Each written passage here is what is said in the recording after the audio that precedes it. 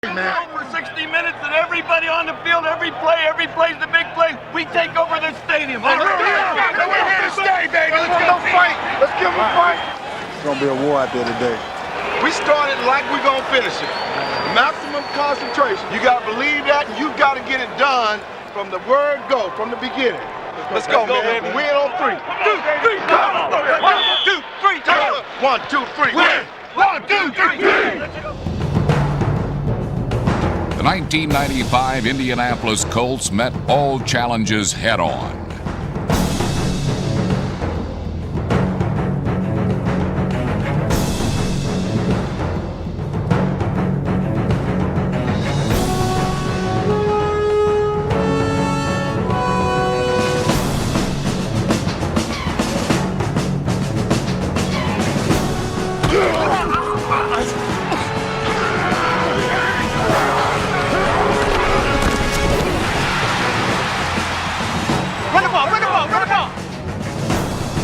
Those who thought the Colts would crumble easily were dead wrong. This was a team of wire-to-wire warriors. A team that approached every game as if it were a fight to the finish. Downhill. You hear me, Goose? Let's play downhill, baby.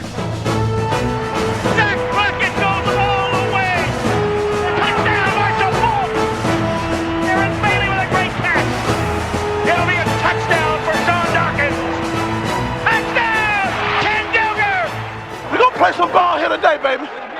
We're gonna play some ball here today. Come on, Jason!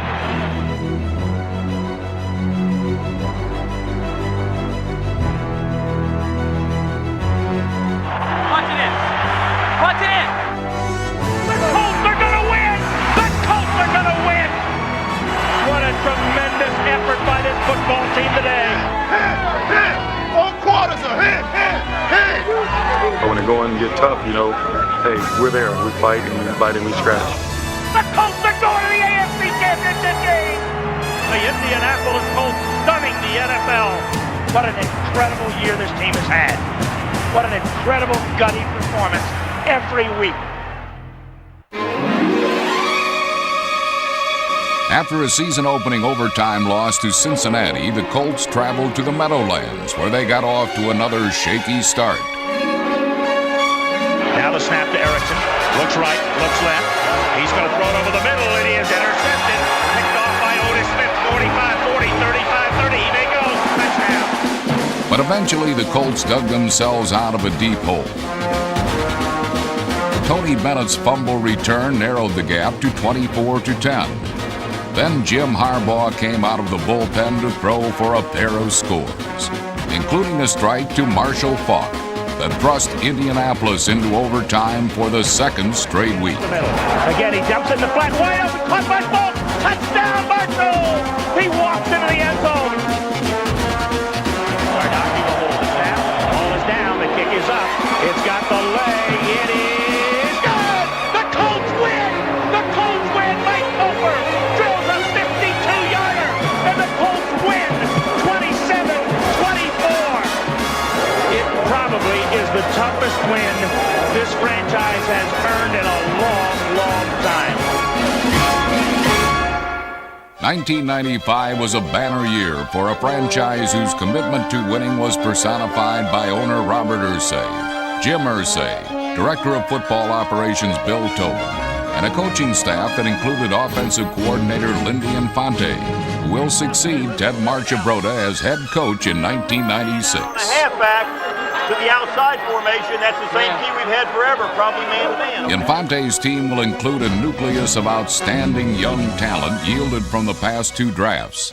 Rookie tight end Ken Dilger made an instant impact in 1995, as did defensive tackle Ellis Johnson, number 62. 1994 second-round pick Trev Alberts continued to develop at linebacker, while last year's top choice, running back Marshall Faulk, again ranked among the AFC's best in rushing yardage, combined yards from scrimmage, and touchdowns. Against an undefeated Rams team in Week 4, Faulk was simply sensational. as he rushed for 177 yards. Bucs' 3 scoring runs paced the first of 3 consecutive victories. They give us the ball, cut back, 30, 25, he's gone! 15, 10, 5, touchdown! Marshall Falk up the middle, 32 yards. Harbaugh on the give to Marshall. Marshall's at the 30, he's at the 25 outside, he's at the 15, he's at the 10, 5, touchdown Marshall Falk! After the Marshall ran the Rams out of town, Roosevelt Potts rumbled through the Miami Dolphins when the Colts took on their second straight undefeated opponent.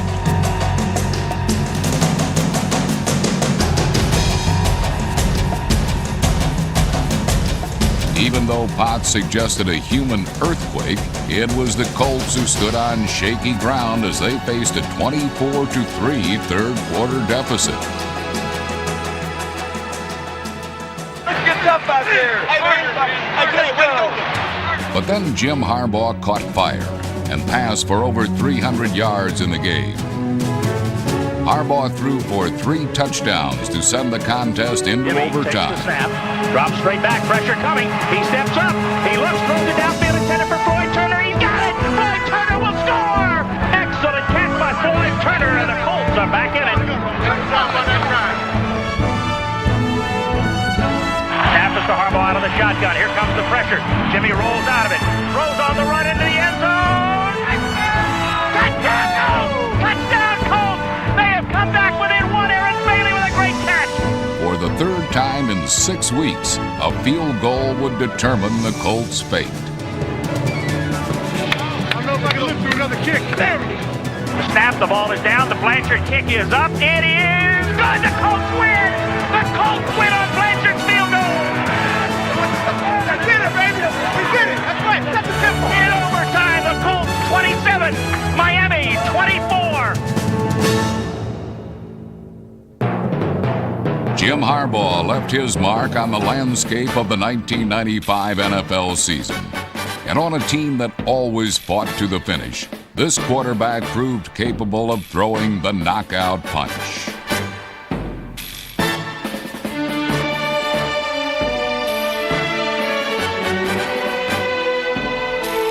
To achieve the finest pro season of his 9-year career, Harbaugh responded to the teaching of Lindy Infante and added a measure of discipline to his footloose style.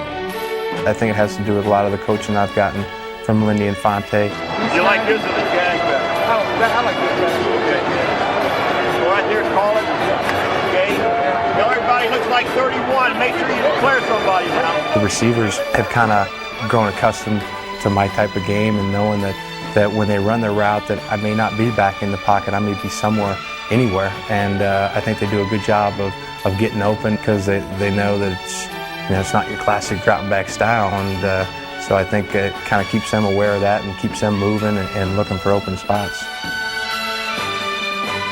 Harbaugh's wide receivers included Brian Stabline, number 80 Aaron Bailey, who led the Colts in average yards per catch, Sean Dawkins, number 87, the team leader in receiving yards, and 2 veterans, number 84 Flipper Anderson and Floyd Turner, number 88. A talented receiving corps that also included backs Marshall Falk, Roosevelt Potts, and Lamont Warren, and tight end Ken Dilger, number 85, enabled Harbaugh to throw 17 touchdown passes against only 5 interceptions. When summer camp ended, Jim Harbaugh was not even the Colts' starting quarterback. But when the season ended, he was the league's highest-rated passer and a Pro Bowl performer. If at the beginning of the season I would have wished for something, I don't think I would wish for as good as things that turned out this year. It's just kind of a dream season. Throughout 1995, dreams as big as the sky were dreamt by everyone, especially when the San Francisco 49ers came to town. Colts by 10. On their way to the playoffs. Playoff season right here. Outside. Y'all take care of the outside, we take care of the inside. It's on us, baby. It's our world on the inside. Y'all take care of the outside. They can't block us today, baby. They can't block us, man.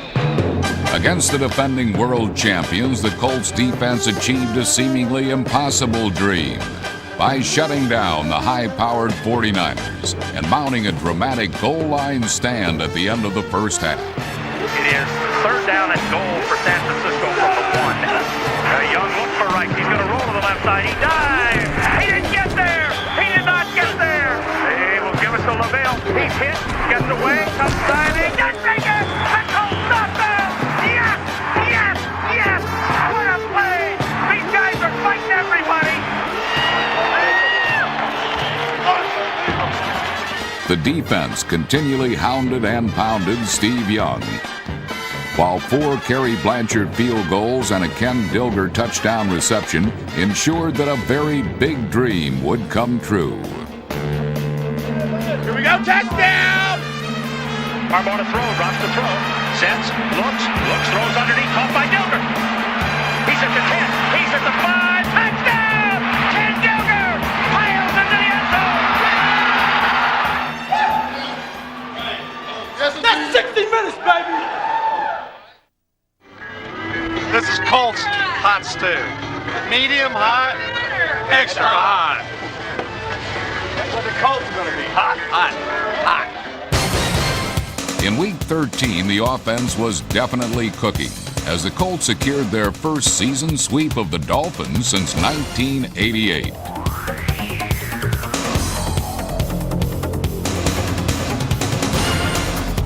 This victory featured a creative blend of ingredients. Wide receiver Aaron Bailey played running back, while ball carrier Marshall Faulk demonstrated his skills as a pass catcher. Bailey also caught one of 3 Jim Harbaugh scoring strikes. Up, he throws one deep intended for Aaron Bailey. He's got it! He is in! Touchdown, Aaron Bailey! 2 weeks later in Jacksonville, Bailey took the game-opening kickoff and ignited another scoring explosion. Line drive headed to Bailey, who fielded the 6, to the 10, 15, 20, 25, and now he's 35, he may go! The 40, he's at the 50, Jacksonville 40, to the sideline to the 30, still on his way to the 20, the 10, the 5, touchdown by Aaron Bailey! Outstanding special teams work was the order of the day. After Chris Gardaki's booming punt resulted in Derwin Gray's fumble recovery, Marshall Faulk swept into the end zone with the aid of a block from Roosevelt Potts, number 42. An offensive line consisting of Kirk Loudermilk, Will Wolford, Joe Stasiak, Randy Dixon, Jason Matthews, and Eric Malum was solid throughout the season and helped power a triumph over the Jaguars.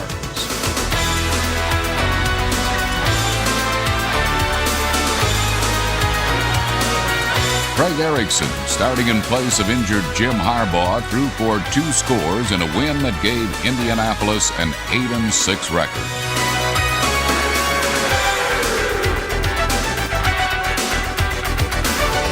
A playoff berth was now in sight, and a defense that was putting everything together would become instrumental in securing that berth. Go, Ray. Hey, they didn't come here for no fight. They didn't come here for no fight. They came here for a quickie. Let's give them a fight. Let's give them a fight. This was a unit that was always ready for a fight, thanks to 2-fisted competitors like outside linebacker Quentin Coriat, who topped the team in solo tackles.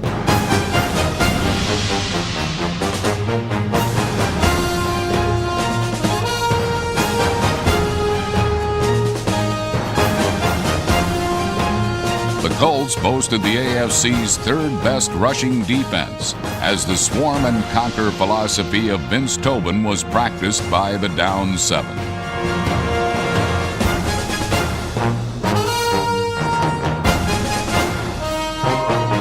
Bernard Whittington, Tony Siragusa, Stephen Grant, Jeff Harrod, Tony Bennett, Ellis Johnson, Trev Alberts, Tony McCoy, Freddie Joe Nunn, and Scott Radisek were also capable of pillaging enemy pass pockets.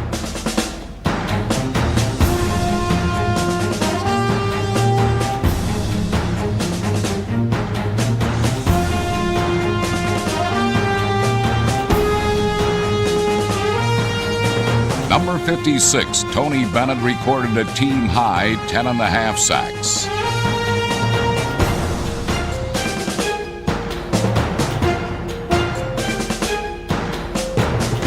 Bennett returned a fumble for a touchdown and produced a safety. And he was not the only defender who put points on the board in 1995. 12-year veteran defensive back Eugene Daniel, number 38, turned in the longest interception in team history. Brisker to throw, fires for the side, picked off by the Colts. It's Eugene Daniel. He's at the 20, looking for a block. 25. He's to the 30, 35. He's got blockers. He's at the 50. He's at the 40. He's at the 30. He's at the 20. The 10. Eugene Daniel goes all the way on the last play of the half. 97 yards for a touchdown. An opportunistic secondary also included David Tate, Ray Buchanan, number 34, Derwin Gray, Jason Belser, Ashley Ambrose, Damon Watts, and Ray McElroy. The entire defense was proficient at forcing turnovers, and in the AFC, only Kansas City posted a better takeaway-giveaway ratio than Indianapolis. Takeaways helped the Colts seize a wild card slot when they beat New England in the final game of the regular season. Has time, throws the slant, intercepted by Ashley Ambrose. Bledsoe takes a snap, drops the throw. Being pressured, throws one deep down the middle. It is intercepted by Nelson. 3 interceptions preserved a tightly contested win that also featured important contributions from running back Lamont Warren, place kicker Kerry Blanchard, and Jim Harbaugh. Harbaugh fakes the growth, rolls to the right. He looks, Jimmy looks.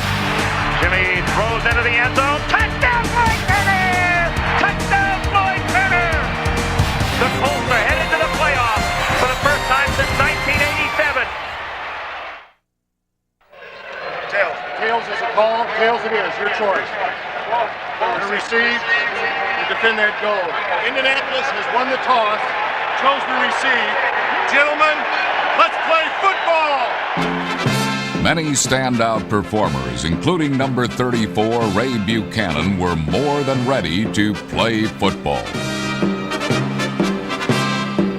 When an injury sidelined Marshall Faulk for the entire postseason, Ted Marchibroda called on untested rookie Zach Crockett, who responded with 147 rushing yards and 2 touchdowns. We'll give it to Crockett up the middle. Crockett's got running room. 30. He's at 25, 20, 10, 5. Touchdown, Zach Crockett. Go, boy. You got to step up. 4 interceptions keyed the Colts' first postseason win since 1971.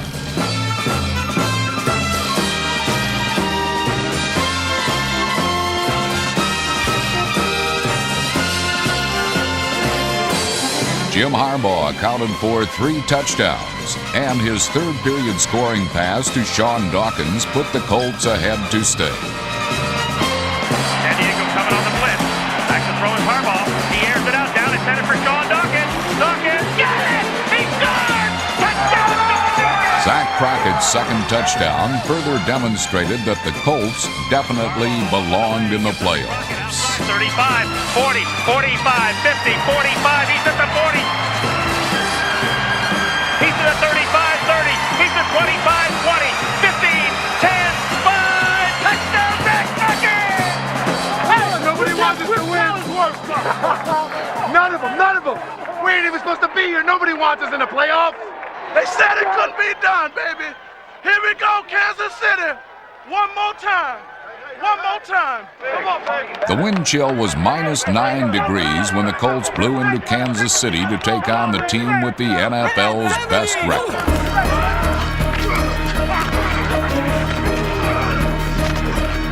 The offensive line held firm against one of the league's top defenses.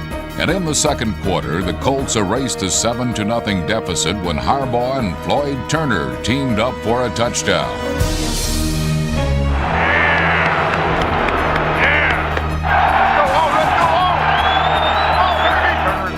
Left to right, stops in front of Jim. Back to throw Harbaugh out of the shotgun. He throws to the corner. Turner's got it. Touchdown! Floyd Turner! I don't think we need ice in the water today. The Colts had ice water in their bays, and 3 late-game picks thwarted Kansas City's bid to overcome a 10-7 Indianapolis lead. But with 37 seconds left to play, Indianapolis would be reminded that it helps to be lucky as well as good. A 43-yard effort. The snap is there. It's down. The kick is up. It looks wide to the left. It looks wide. It's wide left. The Colts! The Colts are going to the AFC Championship game! And the Kansas City Chiefs, the mighty Chiefs, have fallen to the Colts. And 47 guys fought their fannies off today. They are now going to play Pittsburgh next Sunday in Pittsburgh. Whoever wins is going to win it now. Expect to win it. You got to expect to win, baby. Win everything you got, baby. 1, 2, 3, win. Unlike those who tabbed them as 11-point underdogs, the Colts believed in themselves, and confidence would help them go up 16-13 with just under 9 minutes left in the game.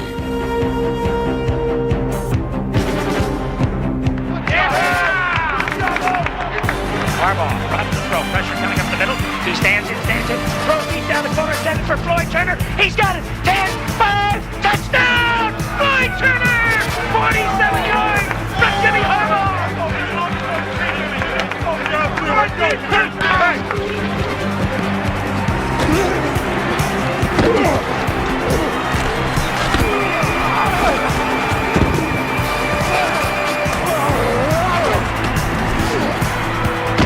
But despite the all-out war waged by the defense, Pittsburgh reclaimed the lead late in the 4th period.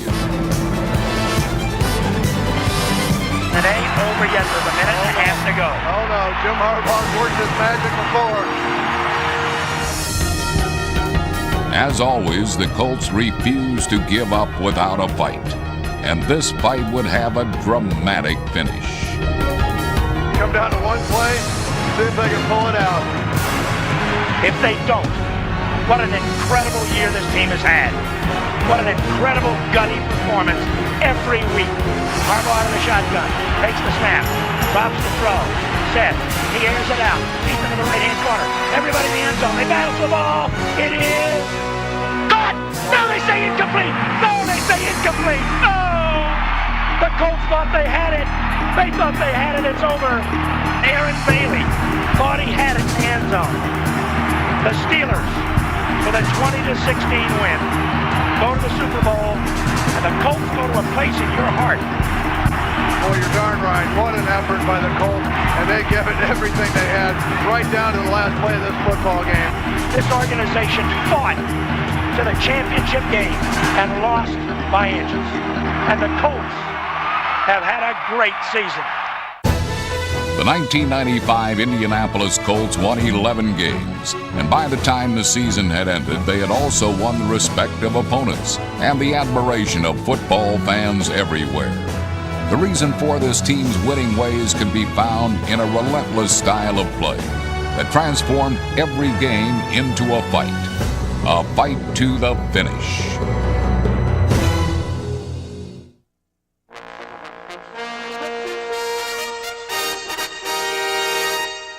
If I could pick a player out of the past and bring him back, I'd pick Gino Marchetti in a hurry, because the way that Gastineau plays, the way that Howie Long plays, Gino did it a long time ago. Gino Marchetti, number 89, created modern defensive end play. He used finesse rather than force, avoiding blockers instead of punishing them. People used to line up and play against Gino when he was a defensive end, and they would end up not getting hit or not getting their uniform dirty. But the quarterback always had a dirty uniform on the other team.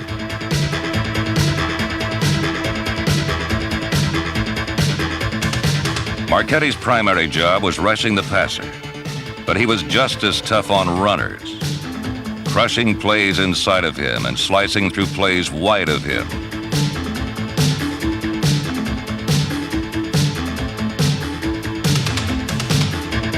Marchetti played with a brooding intensity, and the flames of his competitive fire were ignited long before kickoff.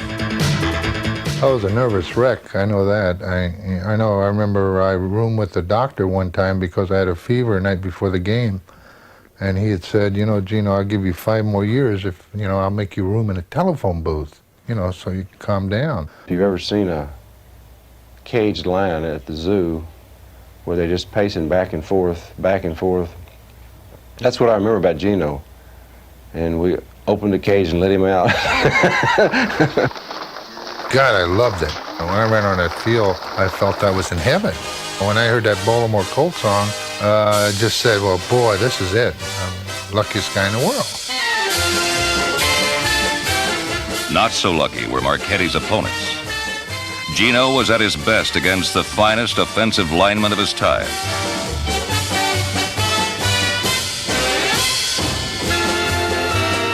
For Baltimore's irresistible force, there was no such thing as an immovable object.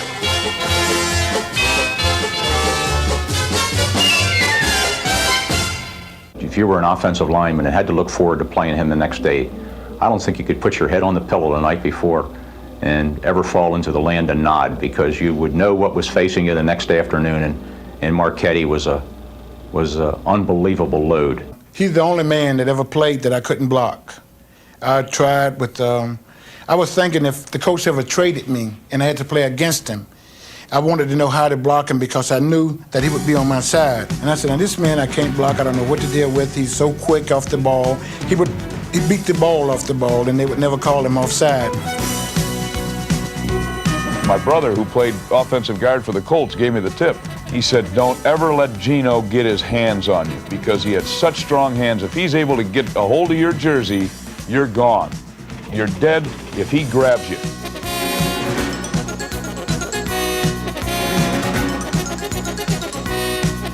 We had a tackle named Frank Uso, and he's blocking on Gino, and he, before the game, had put Vaseline all over his shoulders, so that when Gino would come up to hit his shoulders, he would slide off.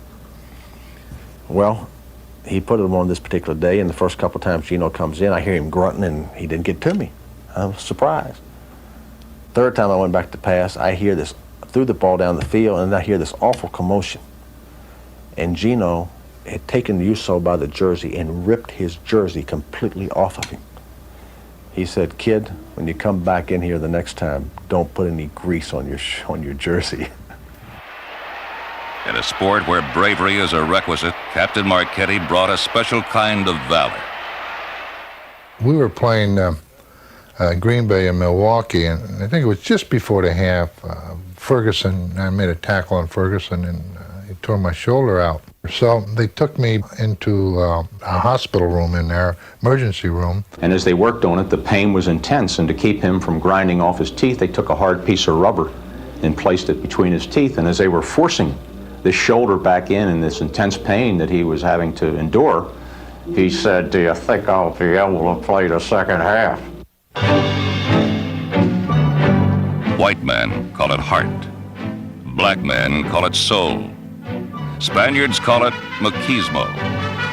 Whatever you want to call it, Gino Marchetti had it. It was with him every Sunday for 14 years on the playing fields of the NFL. Give me a bunch of Gino Marchettis. I'll go to war with anybody. He sort of had a thin face, and his upper body had no development in it, and so if you saw him off the field, he looked a little bit thin. The most unlikely, even more unlikely than Raymond Berry to be a great receiver. At least Raymond was tall. Jimmy was short, slow, and white. Despite a lightweight physique, Jimmy Orr tipped the scales in his favor and became a heavyweight receiver with the Pittsburgh Steelers and then with the Baltimore Colts.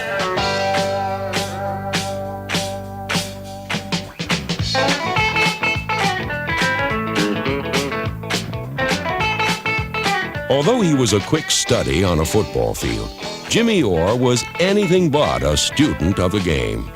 I was not a great looker at films, and oftentimes when they turned the lights out, I went to sleep. So I had to use guile and skullduggery to offset lack of speed.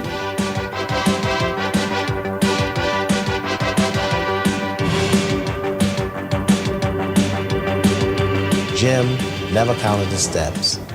Only thing Jim needed to know was where should I be open and when should I be there.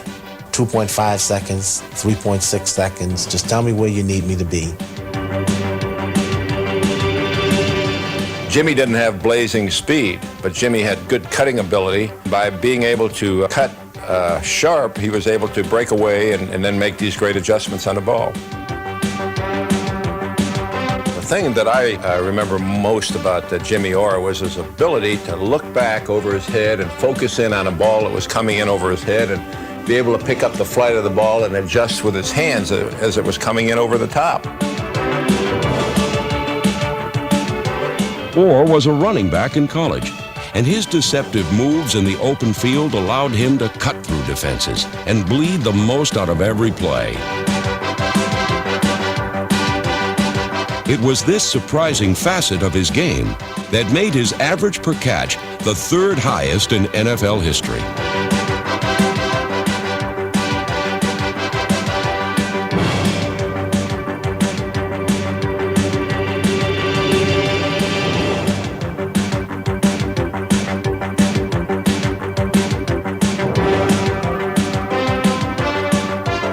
Here's a guy that, if he was playing today, could have a field day against those people over there because they can't touch him. He's playing against guys that would come up and hit him and knock him down and sit on him and dare him to get back up again. A funny story about Jimmy, we were playing Philadelphia here in Baltimore, and he got hurt just prior to the half, and they thought he had separated his shoulder or something. In fact, I put my street clothes on to go to the hospital because I figured I was through. I got in line for the x-rays, and there were 17 people in front of me, some of them on stretchers. But they all said, no, you go to the front of the line. So I go to the front of the line, I get x-rayed, and it's warm in there. My shoulder starts feeling a lot better. And so the trainer and myself, two trainers, we go back to the ballpark. Didn't have my jockey strap on, my ankles weren't taped, and I didn't have any pads on except my shoulder pads. So Jimmy comes into the huddle, doesn't say anything to me, so I said, okay, and that's it. I said, here's boom, boom, boom, boom, boom.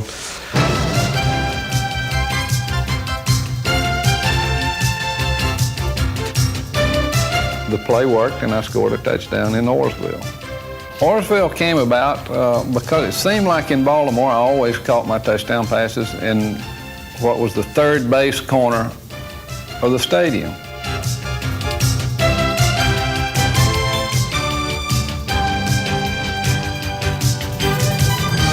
Called the post corner. We call it a bend in our terminology, but he could make people think he was going to the post and then break back to the corner, and he could be more wide open than I think anybody I've ever seen. He lulled people to sleep. They'd throw that inside play inside, and then he'd break off the inside play and be sitting there, and Unitas would always hit him. In Orsville, that one corner in the end zone in Baltimore, when you almost get killed if you catch the ball there. Although he was not God's gift to receivers, Jimmy Orr created a little piece of heaven called Orsville. It was the final resting place for many a Colt touchdown and a memorial to one of pro football's most underrated players.